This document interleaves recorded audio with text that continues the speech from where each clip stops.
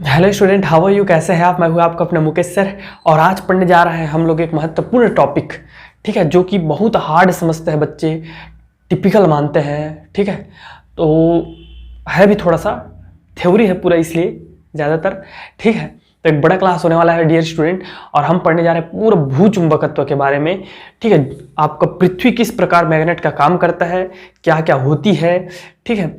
आपका नमन नति कोण क्या है, ठीक है, एंगल ऑफ डिप, और दिक्पात कोण क्या है, एंगल ऑफ डिक्लिनेशंस, उस सारी चीज़ों के बारे में अच्छे से पढ़ेंगे। तो प्लीज़ मेरा एक रिक्वेस्ट रहेगा कि आधा मत देखना वीडियो को, क्लास को आधा अटेंड मत करना। अगर आधा करना चाहते हो तो अभी से मत करो। रीज़न ये है, आधा करोगे तो आपको बहुत ज़्यादा डाउट होने वाली है, क्योंकि इतना कनेक्टेड है एक दूसरे से। मैं खुद बीच में आपको ऐसा लगेगा कि सर घुमा रहे हैं, लेकिन जब पूरा देख लोगे ना तो पूरा समझ में आ जाएगा, एक एक चीज़ समझ में आ जाएगी।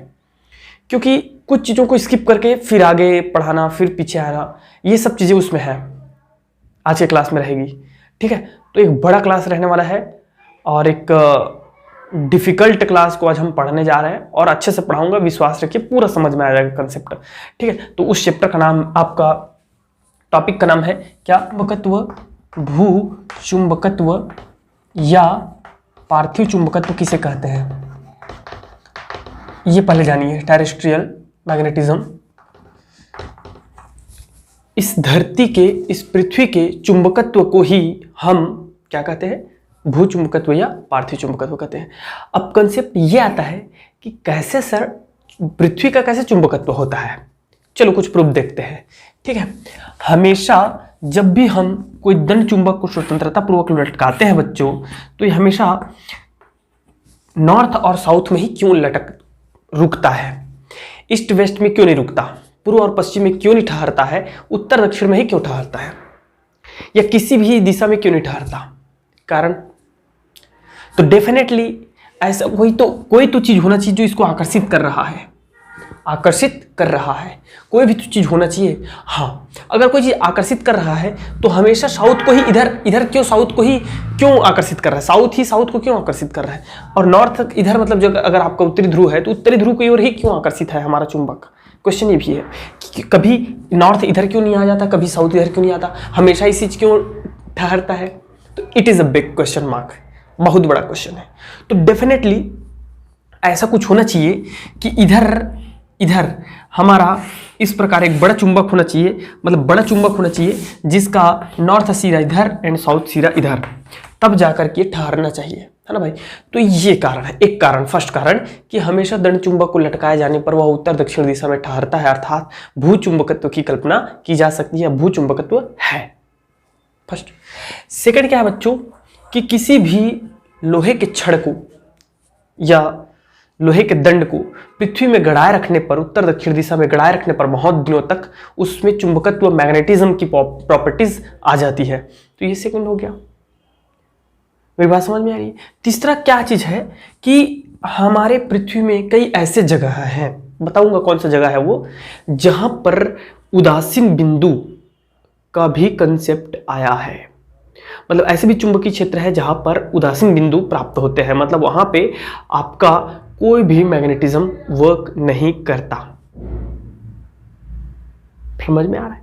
तो ये सब कंसेप्ट है। चलिए देखते हैं, इसको विस्तार से देखते हैं क्या है, कैसा है, ठीक है।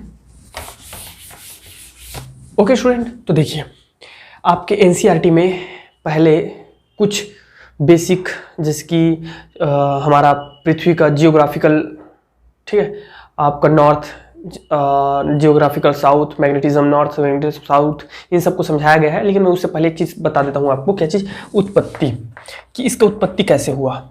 इस पर आज से 1500-1600 साल पहले भिन्न भिन्न वैज्ञानिकों ने भिन्न भिन्न मत दिया, ठीक है। कैसे कैसे मत दिया ये सुनिए। एक है हमारा गिलबर्ट, कौन है? गिलबर्ट है। तो गिलबर्ट का कहना है, गिलबर्ट नामक वैज्ञानिक का कहना है कि इस पृथ्वी के अंदर एक दंड चुंबक, बहुत बड़ा दंड चुंबक रखा हुआ है। ऐसा बहुत बड़ा क्या है? दंड चुंबक स्थित है, ठीक है।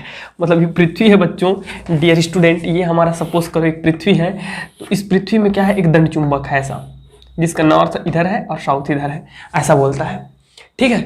उनका मत है।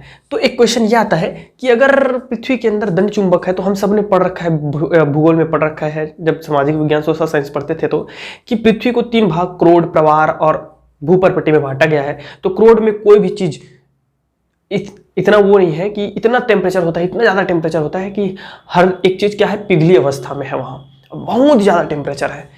तो एक क्वेश्चन आ जाता है कि आपका अगर दंड चुंबक है तो पृथ्वी के क्रोड़ में, तो फिर इतना गर्म है भैया, लावा है, तो फिर तो उसका अस्तित्व रहना ही नहीं चाहिए। सीधी सी बात है, खत्म, कॉन्सेप्ट आपका खत्म।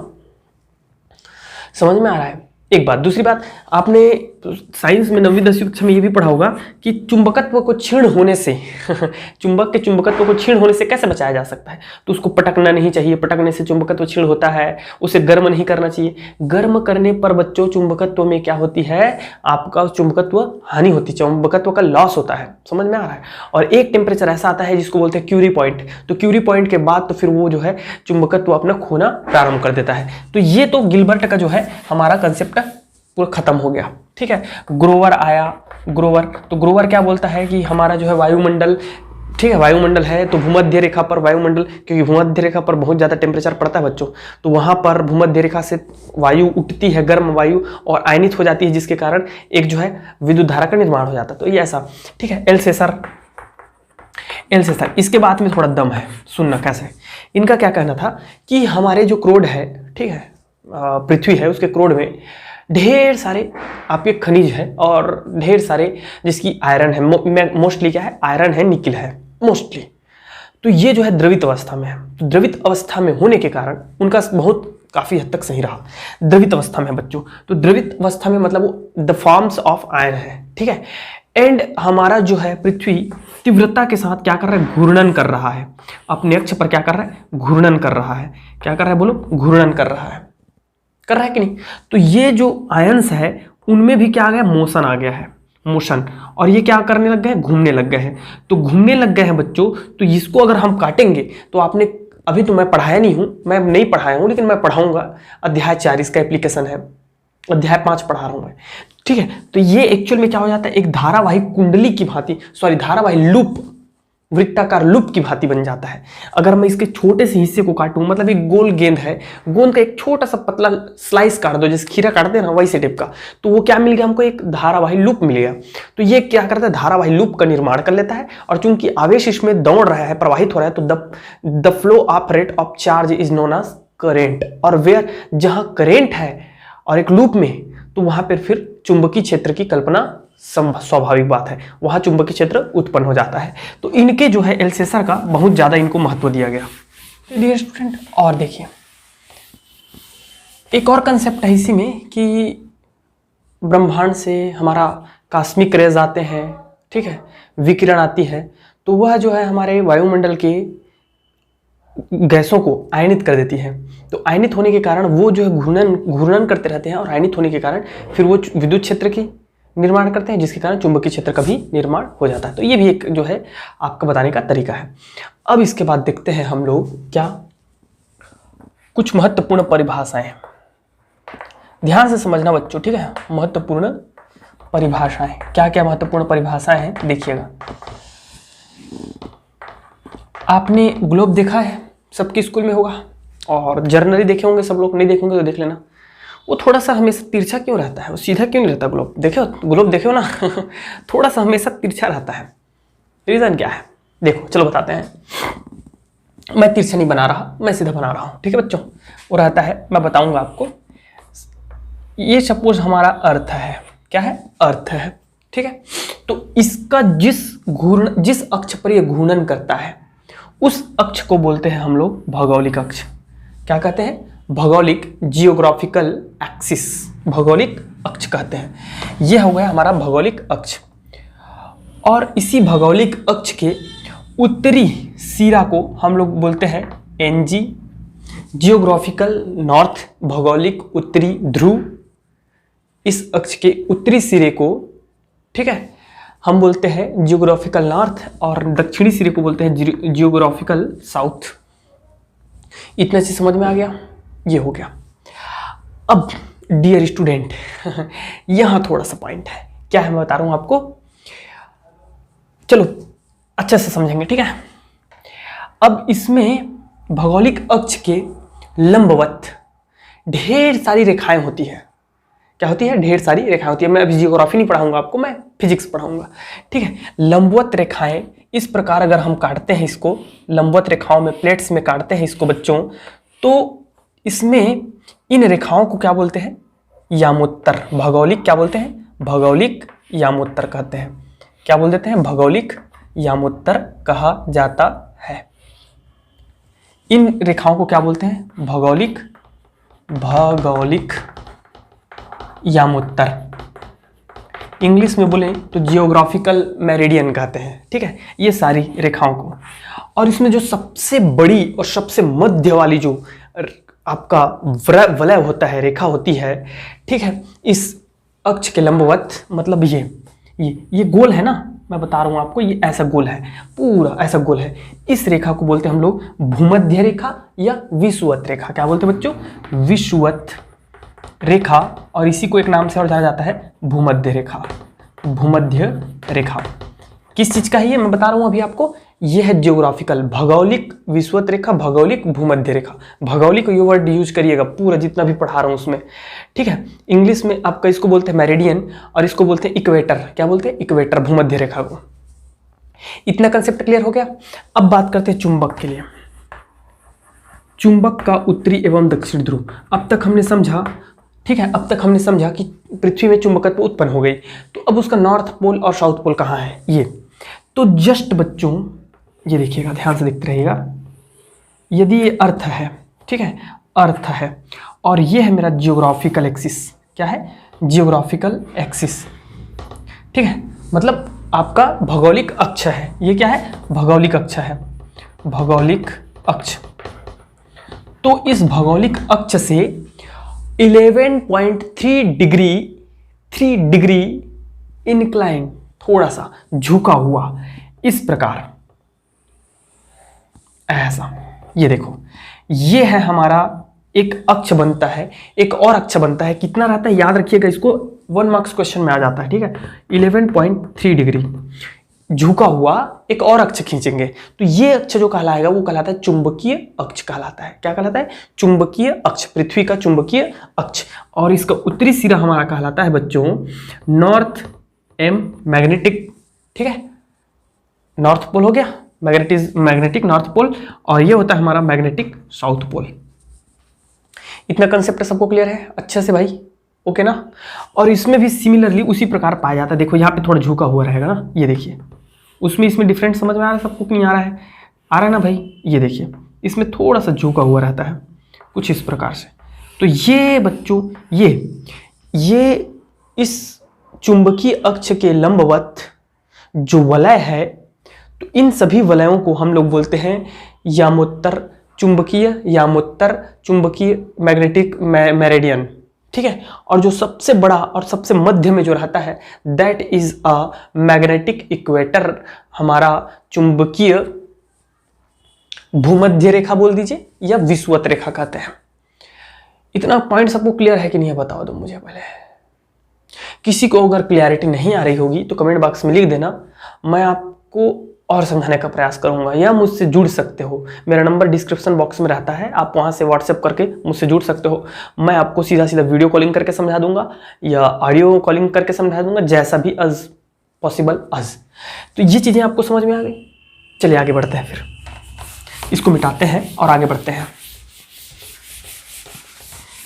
एक एक कंसेप्ट क्लियर कराऊंगा, बस आप पूरा वीडियो अटेंड करना। एक एक कंसेप्ट क्लियर कराऊंगा एकदम बारीकी से, आराम से। आज हड़बड़ी में जल्दबाजी में कुछ नहीं पढ़ाने जा रहा हूं, मैं आराम से पढ़ाने जा रहा हूं, ठीक है। ध्यान से सुनते रहिएगा बस। चुंबकीय भू चुंबकत्व या चुंबकीय तत्व, भू चुंबकीय तत्व क्या है सुनिएगा। एक्चुअल में बच्चों हमारा जो चुंबकीय क्षेत्र है पृथ्वी का, वो प्रत्येक स्थान पर समान नहीं है। मैं भी बताऊंगा कहाँ से ज़्यादा है, कहाँ कम है, चुंबकीय सुई को कहाँ पे फैल हो जाता है, मतलब वहाँ उदासीन हो जाता है, कुछ डायरेक्शन ही नहीं दिखाता, ठीक है। सब चीज़ पढ़ेंगे, आराम से पढ़ेंगे हम लोग, थोड़ा सा कॉपरेट करो। तो हर जगह एक समान नहीं है, एक बात। दूसरी बात, ये बदल भी जाता है, बदलता है। अभी मैं बताऊंगा लास्ट में, जब पूरा कंसेप्ट क्लियर हो जाएगा तब बताऊंगा कि कई बार ऐसा होता है, हम जिसको चुंबकत्व तूफान कहते हैं, चुंबकीय तूफान कहते हैं मतलब अचानक से वहां बदलाव आ जाता है, ठीक है, अचानक से बदलाव आ जाता है, चुंबकत्व में बदलाव आ जाता है कई क्षेत्र में। लेकिन ये एकदम अचानक से नहीं होता, ये कई वर्ष लग जाते हैं, मतलब हजारों साल, 10,000 साल, 20,000 साल, लाखों साल, तब जाकर के बड़ा बड़ा जो है परिवर्तन आपको पता भी नहीं चलेगा। मतलब हम उसको सरवाइव करते ही रहेंगे, हम उसके मतलब ढल जाते हैं उस चीज में, ठीक है, हमें पता भी नहीं चलता, और वो बदलते रहता है, बदलते रहता है, धीरे धीरे बदल जाता है। तो इन सब फैक्टर्स को, ठीक है, और किसी भी पृथ्वी के किसी भी स्थान पर आपको चुंबकत्व के बारे में जानकारी के लिए 4 चीजों की जरूरत पड़ती है, और इन्हीं 4 चीजों को हम बोलते हैं चुंबकीय तत्व। कौन कौन सा है ये देखिए, आपका आता है बच्चों नमन कोण, नमन कोण, या इसी को बोलते हैं हम लोग नति कोण, नति कोण, कोण of sorry angle of dip ठीक है। दूसरा है बच्चों दिक्पात कोण, क्या है, दिक्पात कोण, जिसको इंग्लिश में हम लोग बोलते हैं एंगल ऑफ डिक्लिनेशंस, ठीक है। तीसरा आता है हमारा क्या चीज, चुंबकीय क्षेत्र, चुंबकीय क्षेत्र ये पढ़ेंगे, और चौथा पढ़ेंगे हम लोग चुंबकीय तीव्रता। तो इतना अगर आपको जानकारी है तो आप पूरा का पूरा जो है किसी भी पृथ्वी के किसी भी स्थान पर आप तीव्रता के बारे में सॉरी चुंबकत्व के बारे में अध्ययन कर सकते हो। अब चलिए देखते हैं लाइन से एक एक करके सभी जितने भी हमारे नमन कोण है, नति कोण है, जो है दिक्पात कोण है, सबको हम एक एक करके देखते हैं। ओके,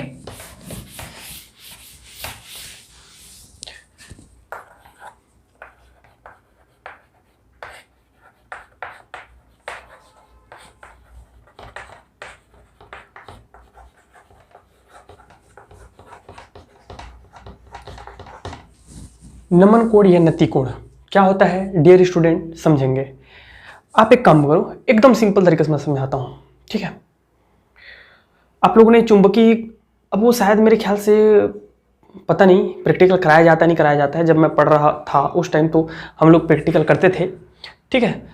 10A, ठीक है, 10B, गॉस का प्रमेय हम लोग प्रैक्टिकल किया करते थे। तो चुंबकीय बॉक्स यूज करते थे, तो उस बॉक्स में एक सुई हुआ करता था, चुंबकीय सुई, लाइक ऐसा, देखो ऐसा ऐसा, ठीक है स्टूडेंट, ऐसा कुछ हुआ करता था चुंबकीय सुई, ऐसा।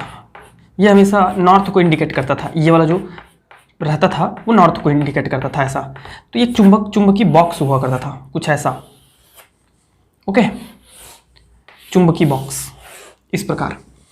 तो इसकी एक खासियत थी, क्या खासियत थी पता है, ये ऐसा रोटेट तो होता था, ऐसे रोटेट तो होता था, क्योंकि डायरेक्शन दिखाना है। आप यदि इधर खड़े हो जाओगे, ईस्ट की ओर खड़े हो जाओगे, पकड़ के उस चीज को ईस्ट की ओर खड़े हो जाओगे, आपको मोबाइल में आ जाता है यार, मोबाइल में देखिएगा ठीक है। तो खैर वो डायरेक्शन बताता है, लेकिन हमको यहाँ पे इंक्लिनेशन भी देखना है, मतलब एंगल ऑफ डिप देखना है। तो क्या कैसे देखा जाता है मैं बताता हूँ, एकदम ईजी है, सुनना बस। तो उसको पकड़ के खड़ा होते थे ना, तो क्या होता था, अगर ईस्ट की ओर खड़ा हो गए तो उसका जो रेड कलर का जो था वो नॉर्थ की ही ओर रहता था, नॉर्थ की ओर ही आता था, ठीक है। वो हमेशा कांस्टेंट रहता था, जब आप घूम जाते थे तो भी वो नॉर्थ की ओर ही कांस्टेंट रहता था। मेरी बात समझ में आ गई? तो वो डायरेक्शन दिखाता था, एक चीज। दूसरा एक चीज और होता था बच्चों, वो समझ में आ रहा है, मीन्स दैट कि वो ऊपर नीचे होने के लिए भी स्वतंत्र होता था, फ्री होता था। ऐसा नहीं है कि सिर्फ वो जो है साइड मूव करता था, नहीं, वो अप डाउन भी मूव करता था। मतलब क्या बोल रहा हूं मैं, कहना क्या चाहता हूं ये सुनो। सपोज ये हमारा एक पृथ्वी है, पृथ्वी है बच्चों, समझना मेरी बात को, ठीक है, पृथ्वी है। अब भी मैं आपको बताया कि इसमें पृथ्वी है और चुंबक है। तो चुंबक है, पृथ्वी एक चुंबक की भांति कार्य कर रहा है, दंड चुंबक की भांति है अगर वो, तो सबको पता है कि इसके ध्रुवों पर अभी नॉर्थ पोल है और ये साउथ पोल है यार, समझना बात को, है ना। और आपका चुंबकीय सुई का ये नॉर्थ है, ये साउथ पोल है। तो ये भी एक चुंबकीय सुई है। चुंबकीय सुई का मतलब होता है ये इंडिकेट करता है, खुद चुंबक का बना होता है, ठीक है। तो ये अगर आप चुंबक को इधर लेके आओगे, इधर लेके आओगे, तो क्या होगा, ये कुछ ऐसा हो जाएगा, देखना मेरी बात को समझना, ये ऐसा हो जाएगा, होगा कि नहीं होगा। इस जगह लाओगे तो ये ऐसा हो जाएगा, क्यों, इसके साउथ पोल को ये क्या करेगा, नॉर्थ पोल आकर्षित करेगा, तो ये कैसे हो जाएगा, ऐसे हो जाएगा, ठीक है। अगर बीच में रखोगे डियर स्टूडेंट, तो बीच में कैसे रहेगा, बीच में कुछ ऐसा ही रह जाएगा, देखिए बीच में ये ऐसा रह जाएगा, मेरी बात को समझते जाइएगा, मैं एकदम इजी वे में समझाता हूँ आपको। ये ऐसा रह जाएगा, होगा कि नहीं रहेगा, ठीक है। या इसको इधर लेके वो कर दो, उसमें कोई टेंशन नहीं है, प्रॉब्लम नहीं है। ये ऐसा कर देते हैं, चलिए ये समझ में आ गया। और जब इधर लेके आओगे तो इधर क्या होगा आपका, इधर कुछ ऐसा बन जाएगा, ये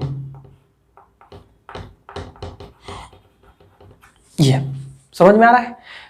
तो वो जो चुंबकीय सुई का जितना झुकाव है, एक्चुअल में झुकाव है, ये ऐसा रहता है, ठीक है। और जितना बेंड होते जाएगा, झुकते जाएगा, इधर झुकेगा या इधर झुकेगा, that is a angle of dip, means नमन या नतिकोण, वही है और कुछ नहीं है, एकदम सिंपल वे में, ठीक है। तो होता क्या है, जैसे जैसे हम लोग इधर चलते हैं बच्चों, तो ये जैसे ही अगर ये सपोज करते हैं हम लोग मैग्नेटिक नॉर्थ है, ठीक है, मैग्नेटिक, और ये मैग्नेटिक साउथ है सपोज करते हैं, तो हमारा जो नॉर्थ है वो एक्चुअल में नॉर्थ में इस प्रकार इंक्लाइंड हो जाता है, मतलब नॉर्थ जो वो होगा वो नॉर्थ में आ जाएगा। अब बोलोगे सर नॉर्थ में कैसे आ गया, नॉर्थ में कैसे आ गया, तो प्रतिकर्षित होना चाहिए, लेकिन इसका हमको नामकरण किया गया है, ठीक है, ताकि सुई इंडिकेट करे।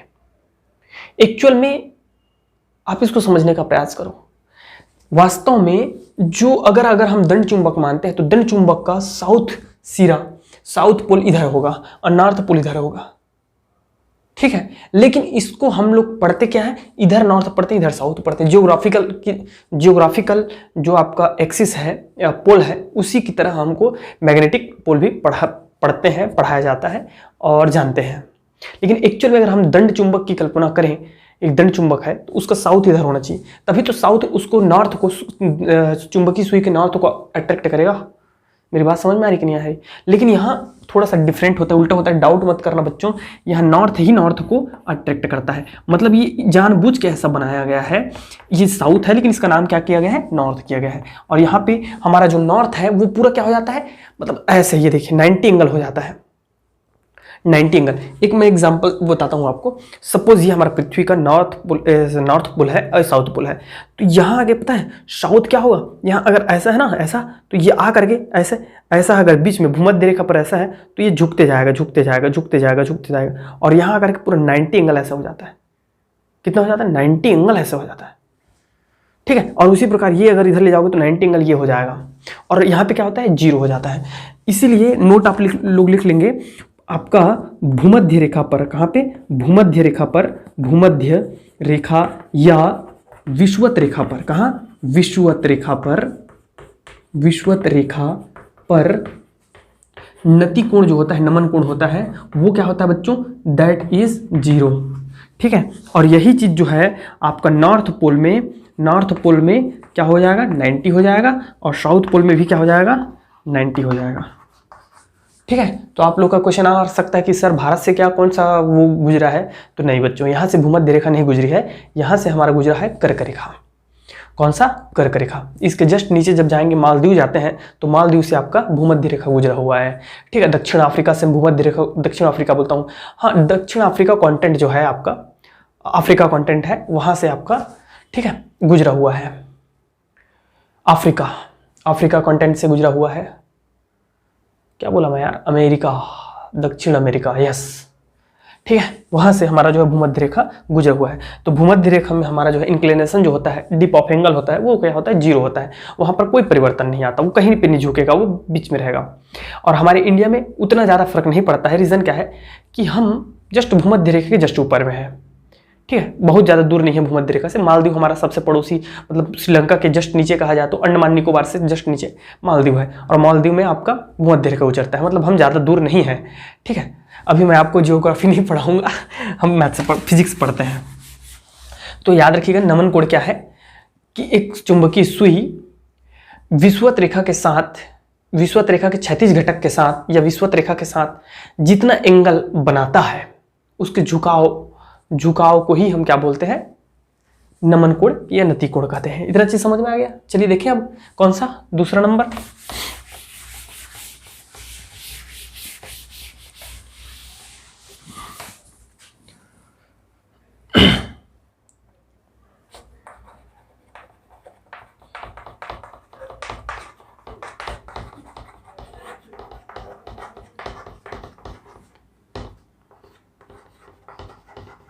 Angle of डिक्लिनेशंस। तो क्या होता है देखते हैं बच्चों। अभी आपने जस्ट मैं पढ़ाया हूँ आपको क्या चीज़, चुंबकीय आमुत्तर और भौगोलिक आमुत्तर, geographical meridian and magnetic meridian, सबने देखा। कुछ नहीं है, एकदम सिंपल है।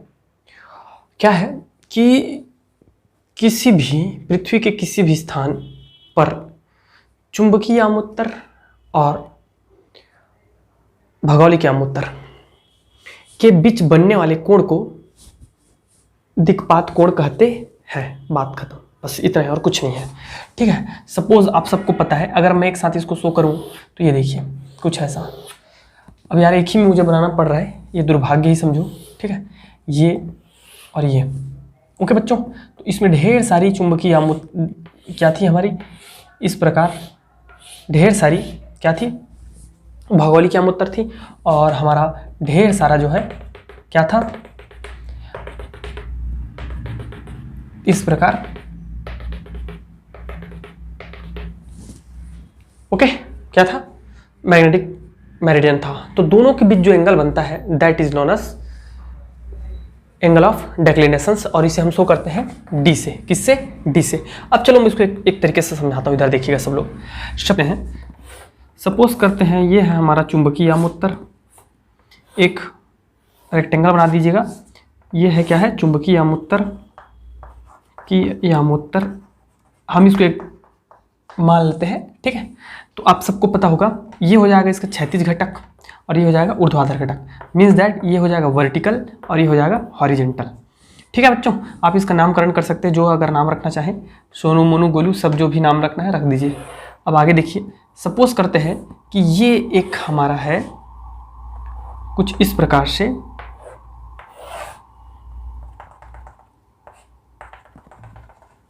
ऐसा। ये है आपका भौगोलिक आमुत्तर। क्या है, भौगोलिक आमुत्तर, भौगोलिक आमुत्तर। तो इन दोनों के बीच जो एंगल बनता है, ठीक है, आप नामकरण कर दीजिएगा कुछ भी, ए बी सी डी कर दीजिए, small A B C D E F. ठीक है, तो ये देखिए इन दोनों के बीच जो एंगल बन रहा है that is declinations. What, declinations, D. Alpha से भी शो करते हैं, डी से भी शो करते हैं, डेक्लिनेशंस। ओके, और नमन कोण को फिर से एक बार सुन लो, परिभाषा अगर नहीं लिखे होंगे तो लिख लीजिए। क्या, चुंबकीय क्षेत्र की तीव्रता चुंबकीय आमुत्तर के क्षैतिज घटक के साथ, क्षैतिज घटक के साथ चुंबकीय क्षेत्र की तीव्रता, ये थोड़ा बेंड हो गया, ये चुंबकीय क्षेत्र की तीव्रता, ठीक है, आपका चुंबकीय आमुत्तर के क्षैतिज घटक के साथ जो कोण बनाता है उसे हम लोग बोलते हैं डिप एंगल। क्या बोलते हैं, डिप एंगल। समझ में आ गया। तो ये दोनों चीज एक साथ इस प्रकार आप जब भी आता है ये बच्चों, अगर आता है आपको तो डेफिनेटली इस चित्र को बनाइएगा, तब जाके आपको फुल मार्क्स मिलेगा। ठीक है, तो इस प्रकार आप समझा सकते हैं। चलिए आप देखते हैं आगे कुछ चीजें, और इसका 2 अभी तत्व बचे हुए हैं।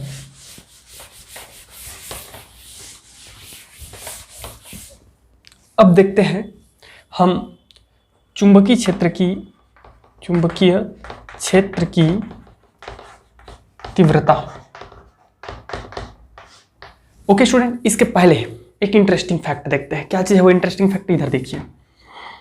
मैं अभी आपको बता रहा हूं और पढ़ा रहा हूं, ठीक है, कि इधर हमारा होता है नॉर्थ, जियोग्राफिकल नॉर्थ, और यहीं 11.3 डिग्री एंगल पे हमारा होता है नॉर्थ, मैग्नेटिक नॉर्थ। सबको समझ में आ गया। ये जो मैग्नेटिक नॉर्थ जो नाम दिया गया है वो एक्चुअल में वो जो चुंबकीय सुई है, ठीक है, उसके लोकेशन के कारण दिया है।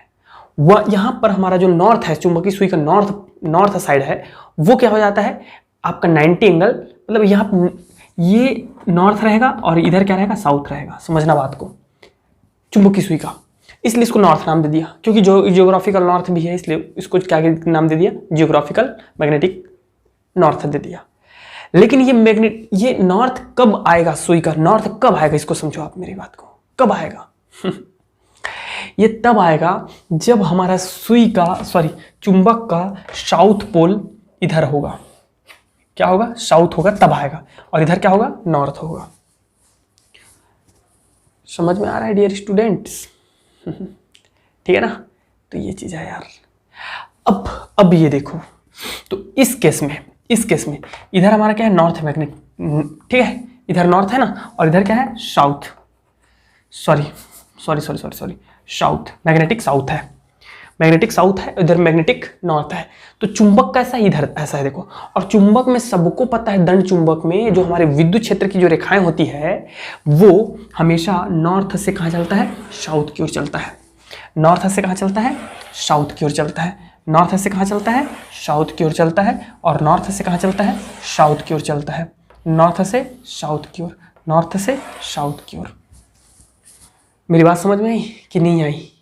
तो इस हिसाब से देखिए कहाँ से चलेगा, चुंबक में, दंड चुंबक में नॉर्थ से साउथ की ओर चलता है, मीन्स दैट इधर चलेगा, इधर चलेगा, इधर चला, इधर चला, इधर चला, ये समझ में आ रहा है? तो इस हिसाब से हमारा जो चुंबकीय क्षेत्र की रेखाएं हैं पृथ्वी में, वो आपके दक्षिण ध्रुव से, चुंबकीय दक्षिण ध्रुव से कहाँ चलता है, चुंबकीय उत्तरी चुंबकीय ध्रुव की ओर चलता है।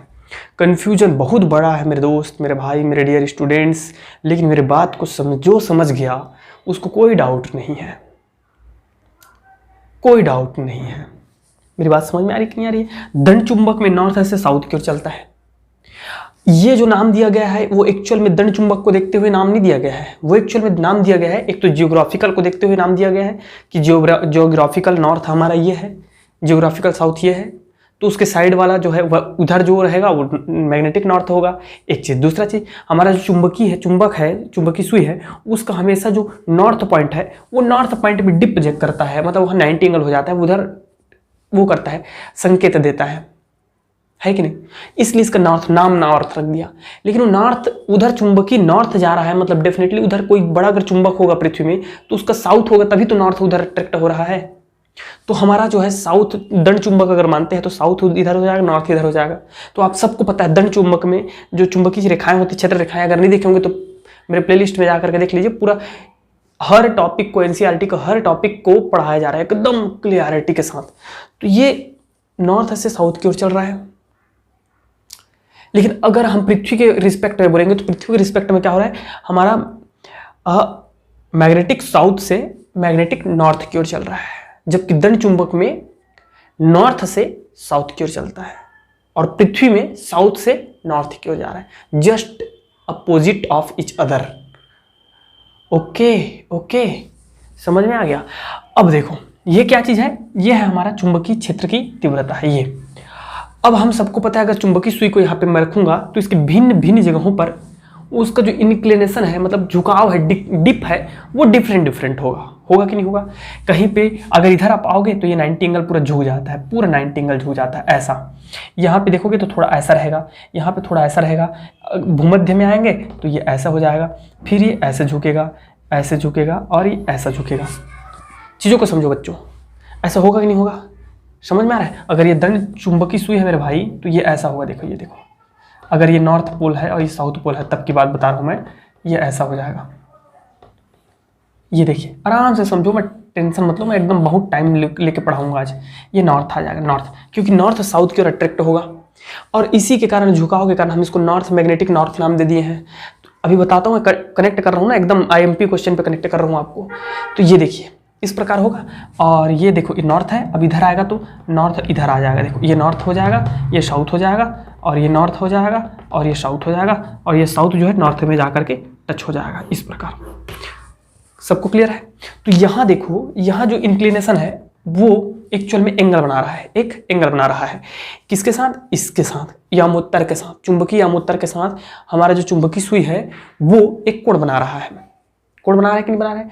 मतलब जहां पे भी एंगल बनता है तो वहां हम उसको दो भागों में डिवाइड कर सकते हैं, और वो दो भाग कौन से होते हैं? एक तो क्षैतिज होता है हॉरिजॉन्टल, एक होता है वर्टिकल ऊर्ध्वाधर घटक। समझ में आ रहा है? तो मैं इधर बना देता हूँ, चलो देखो इधर इस वाले में देखिए, सपोज यहाँ पे हमारा इस प्रकार कट रहा है, तो ये देखिए ऐसा, और ये वर्टिकल हो जाएगा और ये हो जाएगा हॉरिजॉन्टल। हुआ कि नहीं? तो दो भाग में कन्वर्ट हो गया बच्चों, ठीक है। अगर ये थीटा एंगल बना रहा है तो ये देखिए थीटा एंगल बना रहा है तो ये हो जाएगा हॉरिजेंटल और ये हो जाएगा वर्टिकल। हो गया। अब इसी चीज को हमको समझना है, चलो देखते हैं। चुंबकीय क्षेत्र की तीव्रता हो गई। अब इसी में देखते हैं क्षैतिज घटक और ऊर्ध्वाधर घटक। चुंबकीय क्षेत्र की तीव्रता की क्षैतिज घटक, क्षैतिज तीव्रता और ऊर्ध्वाधर तीव्रता। क्षैतिज तीव्रता और ऊर्ध्वाधर तीव्रता, ये पूरा थ्योरेटिकल है ना, पूरा तीव्रता। अब देखते हैं स्टूडेंट, इधर देखिए सब लोग। सपोज करो, माना कि इसको ऐसा भी पूछा जाता है, ये देखिए क्षैतिज तीव्रता और ऊर्ध्वाधर तीव्रता या HE क्षैतिज तीव्रता, ZE ऊर्ध्वाधर तीव्रता और I में संबंध। ठीक है, मैं बताता हूँ क्या चीज़ है। माना कि देखिएगा, माना कि चुंबकीय क्षेत्र की पृथ्वी पर चुंबकीय क्षेत्र की तीव्रता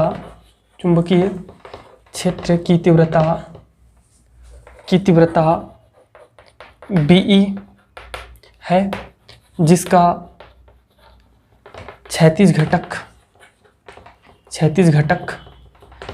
HE व ऊर्ध्वाधर घटक हॉरिजेंटल आपका क्या है कंपोनेंट ZE है, एवं चुंबकीय अमोत्तर के साथ बना हुआ नमन कोण I है। तब एक चित्र देखिए, तब समझ में आएगा आपको। चित्र को देखेंगे तब समझ में आएगा। देखो स्टूडेंट, ये है मेरा एक चुंबकीय अमोत्तर, ठीक है। यहाँ ये है आपका चुंबकीय क्षेत्र की तीव्रता, ठीक है। तो ये क्या हो जाएगा, इसका क्षैतिज घटक हो जाएगा। क्या हो जाएगा, क्षैतिज घटक हो जाएगा, हॉरिजेंटल, ठीक है। और ये क्या हो जाएगा, ऊर्ध्वाधर घटक हो जाएगा, ZE। समझ में आ रहा है। और यहाँ यदि मैं एक चुंबकीय सुई को लटकाता हूँ, चुंबकीय सुई को लटका देता हूँ इस प्रकार से, ठीक है, तो ये जो एंगल बनेगा that is angle of dip. इतना चीज समझ में आ गया। आप नामकरण करना चाहो तो कर सकते हो, ABCD ऐसा कुछ कर सकते हैं, ठीक है। अतः सबको पता है cos I बराबर क्या होगा। cos I बराबर, इस एंगल में देखिए cos I is equal to क्या है, cos I is equal to होता है हमारा आधार बटे कर्ण। तो इसमें आधार क्या है बच्चों, ये देखो ये एंगल है तो एंगल के सामने का हो जाएगा लंब, तो ये लंब है तो ये हो जाएगा आधार, और ये तो हमेशा ऑलवेज क्या रहेगा, कर्ण रहेगा। तो इसमें cos I बराबर हो जाएगा आधार बटे कर्ण। तो आधार क्या है, HE डिवाइडेड बाई कर्ण क्या है, BE है, BE, ठीक है। वो तो एंगल है जी, I जो दिख रहा है ना वो एंगल है। तो यहाँ पे मेरा हॉरिजेंटल घटक क्या निकल जाएगा, HE that is equal to आ जाएगा BE cos I। इक्वेशन 1 क्या है, क्षैतिज घटक। आप लिखेंगे ना ऐसा, क्षैतिज घटक। इसी प्रकार आप देखिए, इसी प्रकार आप त्रिभुज का नाम भी दे सकते हो। त्रिभुज, किस त्रिभुज में देख लीजिएगा। अब ये देखो, ये दोनों समांतर रेखाएं हैं तो ये दोनों कोण एंगल बराबर होंगे, ठीक है। तो I हो जाएगा, ये I हो जाएगा। तो इसके लिए त्रिभुज ACD में देख लीजिए, ACD में साइन I बराबर क्या है, साइन I बराबर लंब बटे कर्ण होता है। तो इसका लंब क्या है, इस चीज़ का लंब है ZE, तो ZE डिवाइडेड बाई इसका कर्ण क्या है, BE हो गया कि नहीं। तो यहाँ से आप ZE का वैल्यू निकालोगे तो ZE इज इक्वल टू हो जाएगा, बोल दीजिए क्या हो जाएगा, BE sine I। Equation 2।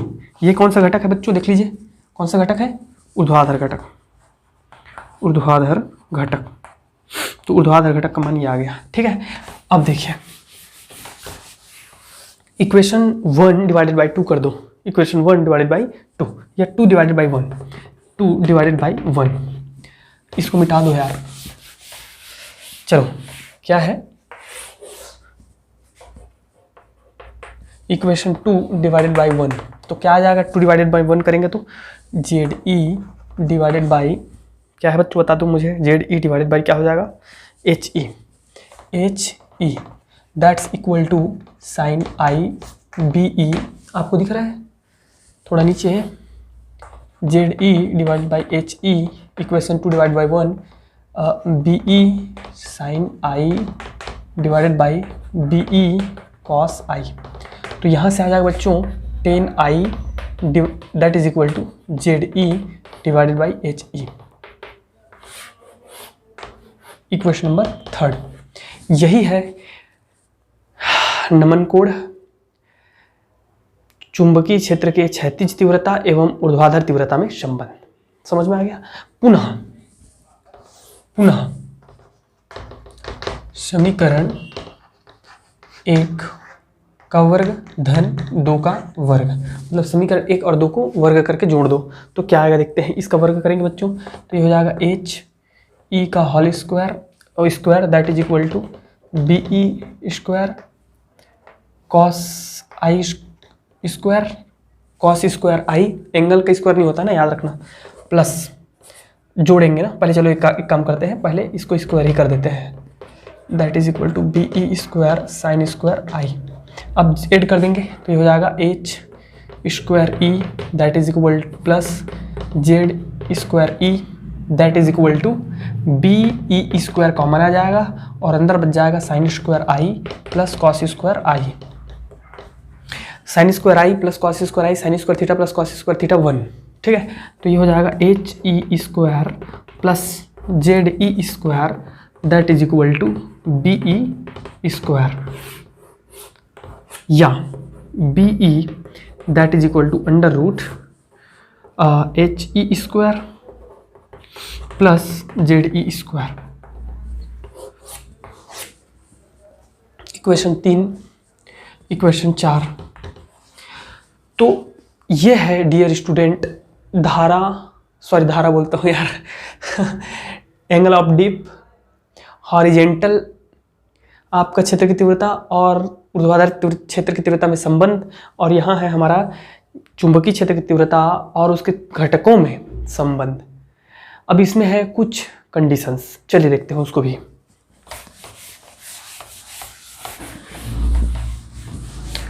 Okay student, चलिए देखते हैं कंडीशन 1। फर्स्ट कंडीशन फर्स्ट क्या है, ये देखो, चुंबक पृथ्वी के भूमध्य रेखा पर, विषुवत रेखा पर सबको पता है विषुवत रेखा पर हमारा I इज इक्वल टू होता है 0, सब जानते हो है ना। तो समीकरण 3 से देखिए, समीकरण 3 से क्या हो जाएगा, 3 से tan 0 that is equal to Z E divided by H E. अब tan 0 का वैल्यू क्या होता है, कोई बताएगा मुझे? आप नहीं पता होगा तो लिख सकते हो, sin 0 divided by cos 0 that is equal to Z E divided by H E. अब sin 0 का वैल्यू क्या होता है बच्चों, 0 होता है, और cos 0 का वैल्यू 1 होता है, तो that is equal to Z E divided by H E. तो इस हिसाब से एच ई मल्टीप्लाई करो 0 हो जाएगा और Z E is equal to हो जाएगा, Z E is equal to हो जाएगा 0। इधर इसका मल्टीप्लाई करें 0 हो गया और जेड ई इधर मल्टीप्लाई करें तो जेड ई का वैल्यू क्या आ जाएगा, 0 आ जाएगा। इस वैल्यू को आप रख दीजिए यहाँ रखेंगे, ठीक है। किसका रोल खत्म है उसको हटा देते हैं यार, चलिए यही देख लीजिए थोड़ा सा जगह में, इसका वैल्यू यहाँ पे रख दीजिए 4 में। तो 4 में जब रखेंगे तो B E is equal to हो जाएगा हमारा, B E is equal to समीकरण 4 से 0 रखिए जेड ई के जगह में, तो अंडर रूट हो जाएगा हमारा एच ई का होल स्क्वायर, तो ये कट जाएगा बच्चों, तो B E is equal to हो जाएगा एच ई। ठीक है, कंडीशन निकालना जरूरी है भाई, बहुत जरूरी है।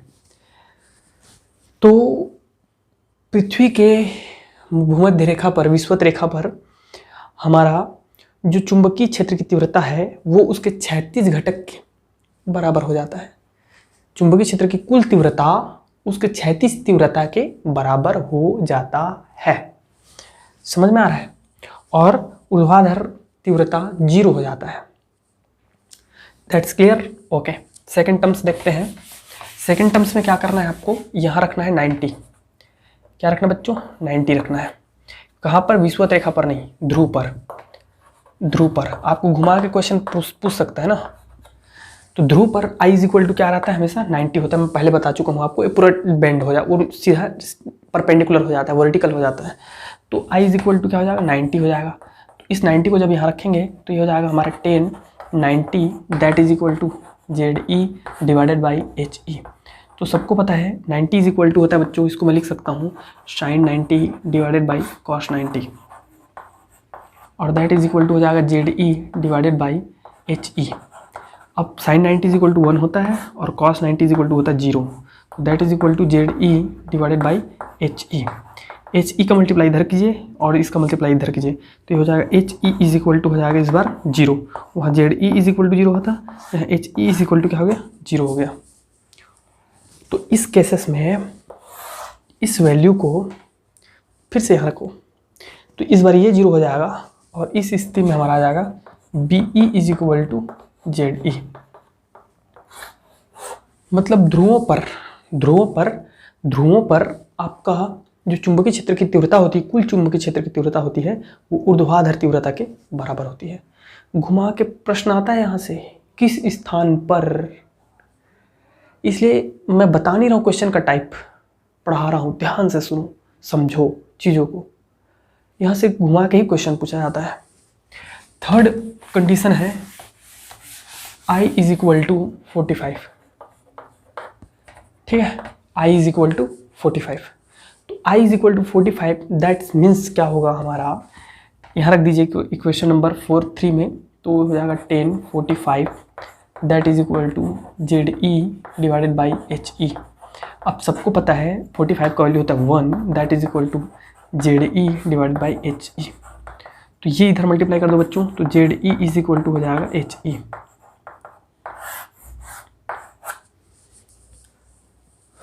Clear, ZE is equal to HE, मतलब जब आपका ऐसा स्थान जहाँ पर हमारा डिप एंगल जो है 45 होता है, वहाँ पर क्षैतिज घटक और ऊर्ध्वाधर घटक क्या होंगे, बराबर होंगे। ठीक है, चलिए आगे बढ़ते हैं।